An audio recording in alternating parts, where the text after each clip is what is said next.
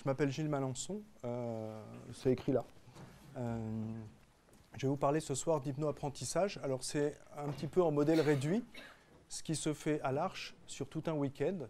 Donc vous imaginez bien que pendant 1h30, on n'aura pas la place d'aller aussi profondément que ce qu'on peut aller pendant tout un week-end d'expérimentation. Mais quand même, on va essayer de s'attacher à prendre exactement le même chemin, à regarder tout ce qu'on trouve sur ce chemin, où on va découvrir tout ce que l'hypno-apprentissage peut apporter. On va picorer certaines choses, on va en approfondir certaines, on va en survoler d'autres. Vous allez voir, il y a beaucoup de slides. Alors, je vais vous expliquer un petit peu. Moi, je m'occupe à Paris des conférences TED. Ce sont des intervenants qui viennent parler 18 minutes d'un sujet et ils aiment bien avoir quelques slides. Donc moi aussi, il y en a un bon paquet. Mais je trouve ça pas mal d'avoir un support visuel pour les gens qui retiennent mieux les choses quand quelque chose est associé à une image. D'accord ? Donc le cours a été créé, pas par moi, par Michel Wozniak et Florent Ladrèche. Et je l'ai pris et puis moi j'ai rajouté ma patte dessus. Entre autres, j'ai rajouté pas mal de neurosciences. Il se trouve que le 21e siècle sera le siècle où le cerveau va être un organe comme les autres, qu'on commence à le connaître et qu'on n'en parle pas souvent dans les soirées hypnose. Et je trouve que ça maintient l'hypnose un petit peu dans une pensée magique, dans quelque chose d'un petit peu mystérieux, qui est plutôt pas mal, mais il y a quand même pas mal de gens en ce moment qui cherchent en neurosciences, qui trouvent des trucs, et c'est quand même assez facile en 2015 d'aller chercher les pièces de puzzle qui nous manquent, de les associer et de voir ce que ça donne ensemble. Alors je ne suis pas neuroscientifique, loin de là, par contre je sais où aller chercher l'information, je vous proposerai ces pièces de puzzle et vous ferez votre propre idée à vous, voir si ça vous éclaire dans ce que vous comprenez de l'hypnose. Ok ? On y va. Alors, hypno-apprentissage, on va commencer par une équation évidente, c'est hypnose plus apprentissage. Voilà. Alors, on se demande bien qu'est-ce que ça veut dire d'associer ces deux choses ensemble. C'est-à-dire que j'ai envie de vous demander quelle est la première chose qui vous vient à l'esprit quand on colle ces deux mots ensemble. Quel est le premier rêve, le premier fantasme, la première image, peut-être le premier cliché. C'est comment ? C'est facile ? C'est plus facile ? D'accord. Okay. Si on commençait simplement par définir ces deux mots, alors l'apprentissage pour vous c'est quoi ? Qu'est-ce que ça permet d'acquérir ? Des connaissances, d'accord ? Un savoir-faire ? Un savoir ? Des compétences ? Alors, des capacités ? Alors, les connaissances, c'est plutôt passif, c'est-à-dire qu'on sait quelque chose, et une compétence, on sait la transformer en quelque chose d'actif. D'accord ? Des attitudes, c'est encore une manière d'être face à une situation d'apprentissage. Est-ce que je vais être concentré ? Est-ce que je vais être dissipé ? Est-ce que je vais être absorbé ? Est-ce que je vais être lointain ? Est-ce que je vais être associé ? Est-ce que je vais être dissocié ? Tout ça procède à ce qui constitue les bonnes conditions ou les mauvaises conditions d'un apprentissage. On va rentrer un petit peu plus là-dedans. Et ça, c'est les comportements. Encore une fois, l'attitude, c'est plutôt passif. Et le comportement, c'est une manière active de participer à la démarche d'apprentissage. Et on va voir que les neurosciences nous apportent beaucoup sur la manière d'être actif à un apprentissage. C'est-à-dire qu'il n'y a rien de pire qu'un apprentissage qui est totalement passif. Il faut que, pour que l'information reste à l'intérieur du cerveau, il faut qu'elle soit retraitée en permanence. Et pour être retraitée, il faut que l'apprentissage qui est proposé invite les gens au retraitement de l'information. Là, ce que je suis en train de faire là, pour le moment, c'est pas terrible en termes d'apprentissage, mais ça va changer. On va parsemer ça de petits exercices et de petits tests réguliers, justement, pour vous faire participer à ça. Okay ?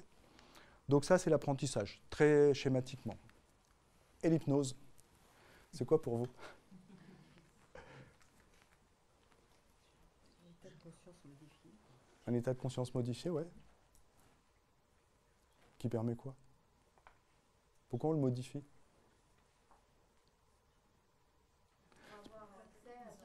Déconnecté. Ouais. Enfin, j'ai mis un gros point d'interrogation parce que là, on n'en sait pas beaucoup plus. Il y a effectivement cette espèce de fantasme qu'en état d'hypnose, on sait faire des choses qu'on ne sait pas faire en état de veille et qu'on se dit que si on collait ça à l'apprentissage, ça ouvrirait des portes qui, a priori, sont peut-être pas ouvertes tout de suite. Okay ? Mais on va rentrer un petit peu plus profondément dans la définition de l'hypnose. Donc, pour optimiser les apprentissages, ça veut dire, ça commence par un préalable, c'est savoir comment fonctionne un cerveau. Et je ne sais pas comment s'est passée votre scolarité. Je n'ai pas eu l'impression qu'on me l'ait beaucoup expliqué. Alors je ne sais pas comment c'est pour vous, mais J'ai eu l'impression que c'était une école où on disait assieds-toi et puis commence à empiler des connaissances. Alors que peut-être que si on commençait par nous dire, et Kevin répète souvent ça, si on commençait par nous expliquer comment marche le cerveau, comment on pourrait gérer ses émotions, les comprendre, les programmer, développer la mémorisation, développer la créativité, et ensuite, dans un deuxième temps, commencer à empiler des connaissances, mais en sachant exactement ce qui se passe sous le capot. Donc, connaître comment fonctionne le cerveau, on va rentrer là-dedans maintenant. Ça va être la première partie, c'est quelques bases de neurosciences. Et ensuite, créer et utiliser les stratégies mentales qui nous permettent d'optimiser l'apprentissage, puisque on va voir qu'il s'agit de créer en permanence des connexions neuronales. En fait, c'est une fonction naturelle du cerveau. Il est impossible de ne pas apprendre et il est impossible de ne pas créer de connexions neuronales. C'est un phénomène quasiment botanique, c'est-à-dire qu'à partir du moment où vous entrez dans cet endroit-là, votre cerveau est dans un état A. Quand vous allez en sortir, il est dans un état B. Quelque chose se sera créé. Et il s'agit de créer les meilleures conditions pour avoir les meilleures connexions possibles. Ce sont celles qui font la mémorisation, le raisonnement, l'analyse, la synthèse, la créativité. Et qu'il y a des conditions qui sont très défavorables à l'établissement de connexions neuronales, comme la peur. Et il y en a qui sont très favorables, comme on va le voir. Donc, voilà le plan de la soirée. On va picorer là-dedans. Quelques bases en neurosciences. Ensuite, mettre en place le bon état d'esprit, et c'est à cet endroit-là que l'hypnose va nous aider, mais on l'aura bien survolé dans la première partie, voir qu'est-ce que c'est qu'un état d'hypnose d'un point de vue neurologique. Alors, encore une fois, ce n'est pas des certitudes. Moi, je vous pose mes pièces de puzzle, et à vous d'aller chercher celles qui vous conviennent, de prendre et de laisser. Ce sont des choses qui viennent de neuroscientifiques. Certains parlent vraiment d'hypnose, d'autres parlent d'apprentissage, d'autres parlent de mémorisation, et puis quand on met tout ça ensemble, ça a l'air de faire un peu de sens. C'est histoire d'avancer un petit peu dans une direction qui soit un peu scientifique, parce que jusqu'à présent, on n'y a pas tellement été. Et enfin, c'est rentabiliser tout ça, c'est-à-dire comment on collecte l'information. Et les gens, ils ont souvent une focalisation sur la mémoire. D'ailleurs, qui ici a une bonne mémoire, juste pour savoir? Okay. Qui pense avoir une mémoire qui pourrait être améliorée? Voilà. Donc, on est en plein dans le sujet, c'est comment tirer le meilleur parti de ça, puisque apprendre, c'est justement collecter cette information, la stocker et pouvoir la ressortir quand on en a besoin, et voir comment tout ça ensemble fait sens. Ça va jusqu'ici? Tiens, juste une question, quelles attentes vous auriez, vous, par rapport à un apprentissage en une phrase? C'est quoi la première qui vous vient à l'esprit? Qu'est-ce que vous voudriez que ça soit, si vous pouviez rêver? Réduire le nombre de répétitions. Ouais. Augmenter la concentration. Augmenter la concentration, d'accord. Ça va... Pardon, je n'ai pas entendu? Intégrer l'information. Intégrer l'information, ok. Que ce soit agréable. Que ce soit agréable, ouais. Pour facilement accéder à l'information. Ok, d'accord. Classer l'information pour pouvoir y accéder. Classer? Classer. Ouais, ok. Bon, allons dans le cerveau. C'est-à-dire que ça, c'est une voiture, vous savez comment ça marche, à peu près. Enfin, il y a un moteur, très vaguement, on sait que quand ça n'avance pas, c'est que quelque chose se passe là-dessous. L'idée, c'est de faire la même chose ici. J'imagine que pour certains, c'est une première. Enfin, pour moi, ça l'a été. Il y a des gens qui se bagarrent très fort, des neuroscientifiques, pour aller expliquer ça dans les écoles, pas seulement aux élèves, mais aussi aux enseignants. Parce que...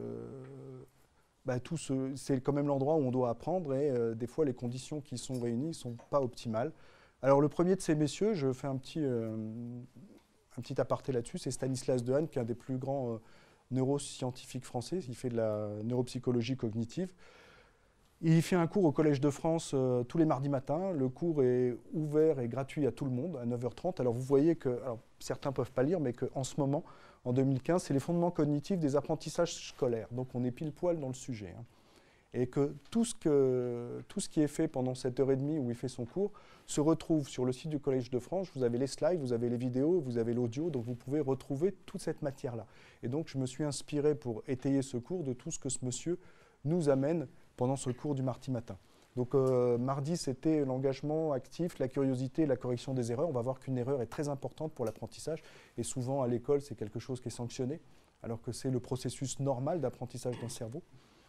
La semaine prochaine, je sais pas, la semaine d'après, c'est la mémoire et son optimisation. Donc le 20 je n'arrive pas à lire, février, là, enfin, bon, sur le site, il y a tout le programme.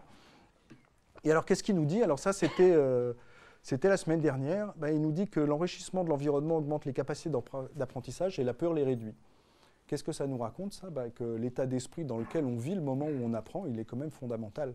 Et qu'on est parfois plongé dans des circonstances où c'est quand même pas terrible. C'est-à-dire, si tu fais pas un bac S, tu n'as aucune chance.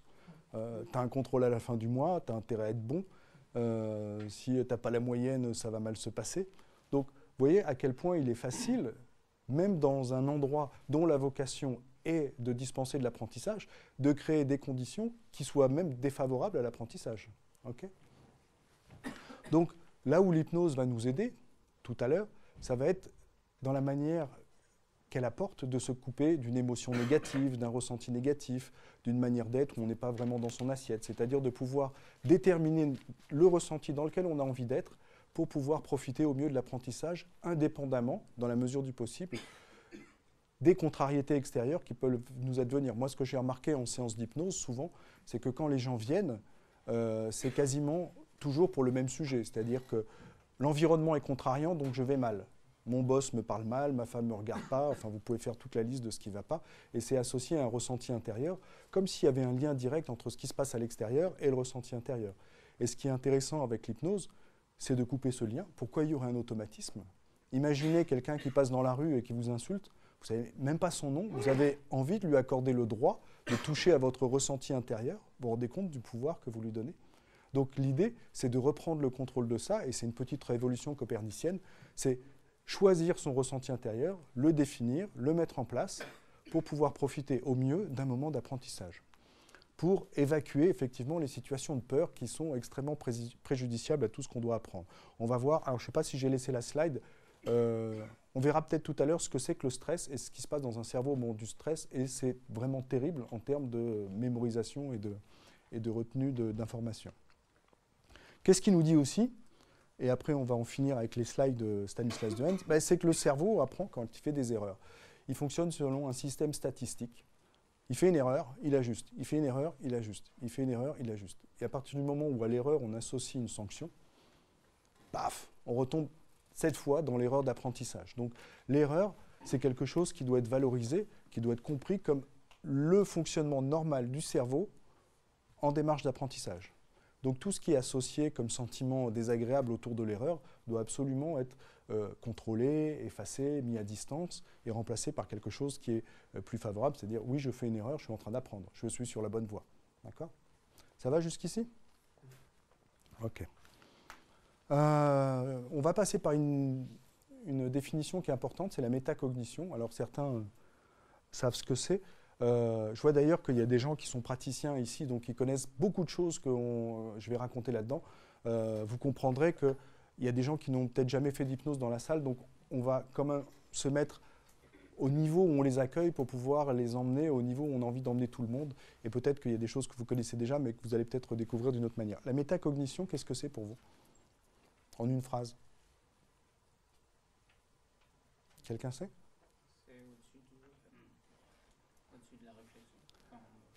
C'est pas mal. J'ai conscience d'avoir conscience. D'accord?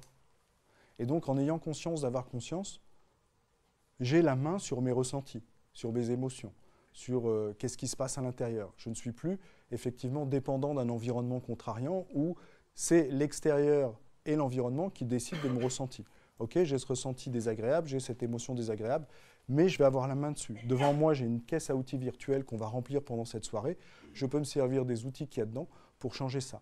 Donc la métacognition, et l'exemple le plus sympa et que vous connaissez tous, c'est celui-là, c'est avoir un mot sur le bout de la langue. Je sais que je sais, mais je ne sais plus ce que je dois savoir, mais je sais que je le sais. D'accord? Ça vous dit quelque chose, ça? Et au bout d'un moment, alors on cherche le mot, et puis on abandonne. Et puis l'inconscient, qui est plutôt bien disposé à notre endroit, finit 5 minutes plus tard ou 10 minutes plus tard par nous amener le mot qu'on cherchait. Et c'est d'ailleurs même, c'est intéressant d'être au cœur de la métacognition, mais est-ce que vous êtes capable de décrire ce que vous faites quand vous cherchez un mot? Qu'est-ce qui se passe quand vous cherchez un mot? Je cherche des images. Ouais, des associations, ouais. Mais c'est ça. Donc, à partir du moment où on arrive à avoir conscience d'avoir conscience, déjà, on a changé d'un niveau. Et en changeant d'un niveau, on peut agir sur l'état de conscience dans lequel on est. Et comme vous le disiez tout à l'heure, à partir de ce moment-là, on peut le modifier. Mais il n'est plus attribué à un environnement extérieur. Peut-être que l'origine, c'est un environnement extérieur, mais en tout cas, on a la main dessus. Alors, la conscience, elle se divise en deux parties. Il y a une partie interne et une partie externe. D'accord ? La partie interne, on l'appelle le dialogue intérieur, l'absorption, la concentration. Il y a des fois, on est tellement concentré et on est tellement absorbé qu'on n'entend même pas que quelqu'un nous parle. D'accord ? Ça évoque quelque chose pour vous, ça ? Il y a des gens qui sont capables de lire et de ne même pas entendre lorsqu'on s'adresse à eux. Okay. C'est un état favorable à l'apprentissage, ça ? Ça dépend. D'autres fois, vous êtes chez vous, vous avez du boulot à faire, et puis dans l'appartement au-dessus, ils sont en train de poser un parquet. Donc il y a à peu près 15 000 coups de marteau par heure. Et là, vous n'arrivez plus à rentrer à l'intérieur de vous-même. La conscience externe est beaucoup plus imposante et elle est complètement en train d'écraser la conscience interne. Donc, l'idéal, c'est de savoir jouer avec le curseur entre les deux, savoir exactement où on en est en termes de conscience interne, exactement où on en est en termes de conscience externe, et ce qu'on peut faire pour amener un équilibre. Alors, interrogeons-nous un instant sur le premier, tiens. Est-ce que c'est une bonne position d'apprentissage ?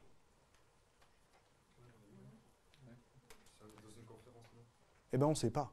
Bravo. C'est-à-dire que si ça correspond à un choix, là, dans le premier cas, moi, si je suis en cours, ça ne m'intéresse pas, et puis je suis absorbé dans une réflexion personnelle, je n'apprends plus rien. D'accord ? À l'inverse, de cette manière-là, dans l'autre schéma qui est ici, c'est pas mal. C'est-à-dire que là, vous êtes complètement ouvert à ce qui est raconté ici. Enfin, du moins, j'espère. D'accord ? Donc, qu'est-ce qui fait la différence entre les deux ? C'est la métacognition. C'est le choix qu'on fait d'ouvrir sa conscience externe ou d'ouvrir sa conscience interne. Et de savoir où est-ce qu'on met le curseur. Okay ? La nature a mis un dispositif extraordinaire à l'intérieur de la cervelle. Quand vous observez des gamins et que vous ne les emmerdez pas, qu'est-ce qu'ils font ? Ils jouent. Ouais.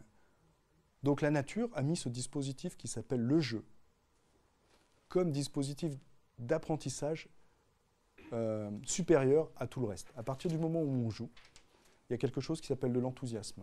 Et l'enthousiasme est le meilleur engrais pour les connexions neuronales. Puis à un moment donné arrive quelque chose qui s'appelle l'éducation nationale et qui dit « maintenant, il faut être sérieux, il faut arrêter de jouer ». Donc on se retrouve dans les situations qu'on a un petit peu évoquées là, alors que le jeu est le meilleur moyen d'apprendre. Et de jouer avec ces deux choses-là, avec la conscience externe et la conscience interne, c'est une manière de se régler naturellement. Tiens, d'ailleurs, on peut faire une petite expérience. Vous allez juste imaginer, et on verra après, comment la représentation qu'on se fait des choses agit sur notre ressenti. Vous allez imaginer que devant vous, vous avez un curseur d'enthousiasme, et vous allez le prendre comme ça. Et puis vous allez le monter tout doucement, comme ça. Vous allez le monter jusqu'à sa position maximale. Je vois déjà des sourires sur certains visages. Est-ce que ce petit geste qui agit sur la représentation a modifié votre ressenti intérieur ? Vous voyez comme c'est facile ? Vous voyez comme rien qu'avec ça, déjà, on peut changer son humeur, l'état d'esprit dans lequel on est, en passant par la représentation qu'on se fait des choses. Alors, les intentions basiques du cerveau. Revenons à la préhistoire. Un cerveau, sa première fonction, c'est de fabriquer de la satisfaction, de la dopamine. C'est un système de validation de vos actes. D'accord ? Un homme de caverne, il a faim, il va tuer un animal, il le boulotte, il est content. Ça va. Un mathématicien, il pose des équations au tableau, il pose un signe égal, ça tombe juste, il est content. Ça va. Ça tombe pas juste, il n'est pas content. Qu'est-ce qu'il fait ? Il continue jusqu'à ce qu'il soit content. Donc la fonction du cerveau, première fonction, fabriquer de la satisfaction, c'est un système de survie. D'accord ? Deuxième fonction, fabriquer de la mémoire. Pourquoi ? Parce que la mémoire permet d'anticiper les conséquences de nos actes. Comme on va le voir avec le point suivant, le cerveau fonctionne par analogie. Ça lui permet de faire des économies d'énergie. Il consomme 1/4 de l'énergie du corps. Donc lui, face à une expérience, il va d'abord aller voir s'il n'a pas déjà rencontré cette expérience. Donc il fonctionne d'abord par analogie.